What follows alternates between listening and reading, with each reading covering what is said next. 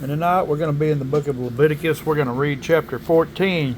Then the Lord spoke to Moses, saying, This shall be the law of the leper for the day of his cleansing. He shall be brought to the priest, and the priest shall go out of the camp, and the priest shall examine him, and indeed, if he is leprosy, his is healed in the leper, then the priest shall command to take for him who is to be cleansed 2 living and clean birds,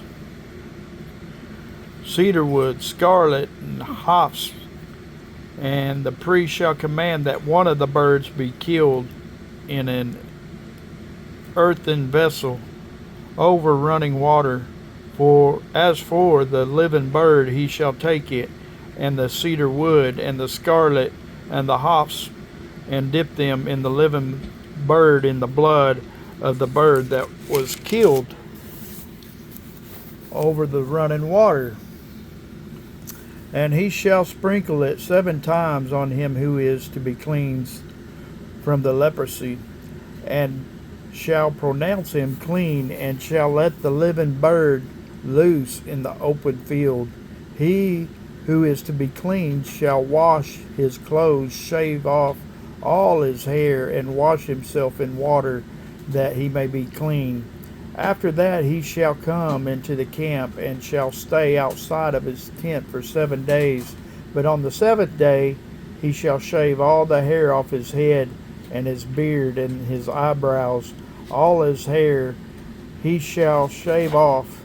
He shall wash his clothes, and wash his body in water, and he shall be clean. On the 8th day he shall take 2 male lambs without blemish, one all lamb of the first year without blemish, 3/10 of an ephah of fine flour mixed with oil, and as a grain offering, and 1 log of oil. Then the priest who makes him clean shall present the man who is to be made clean and those things before the Lord at the door of the tabernacle of meeting. And the priest shall take 1 male lamb and offer it as a trespass offering, and the log of oil, and wave them as a wave offering before the Lord. Then he shall kill the lamb in the place where he kills the sin offering and the burnt offerings in the holy place. For as the sin offering is the priest, so is the trespass offering. It is most holy. The priest shall take some of the blood of the trespass offering, and the priest shall put it on the tip of the right ear of him who is to be cleansed, on the thumb of his right hand, and on the big toe of his right foot. And the priest shall take some of the log of oil and pour it into the palm of his own left hand, and then the priest shall dip his right finger in the oil that is in the left hand, and shall sprinkle some of the oil with his finger 7 times before the Lord. And of the rest of the oil in his hand the priest shall put some on the tip of the right ear of him who is to be cleansed, on the thumb of his right hand, and on the big toe of his right foot.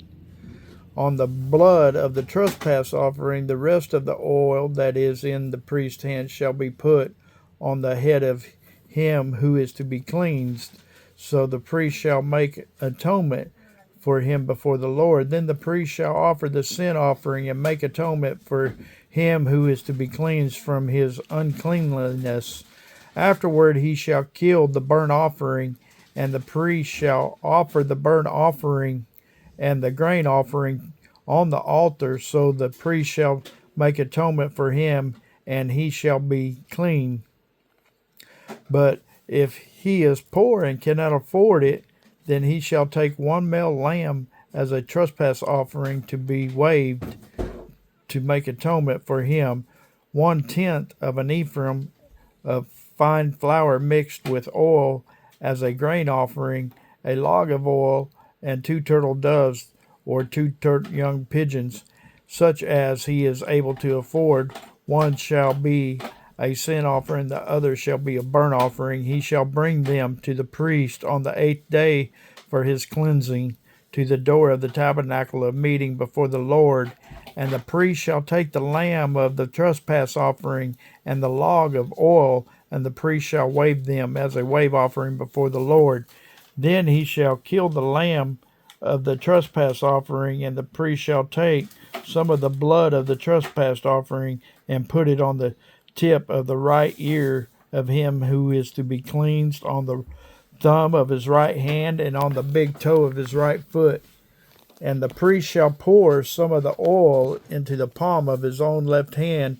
Then the priest shall sprinkle with his right finger some of the oil that is on his left hand 7 times before the Lord.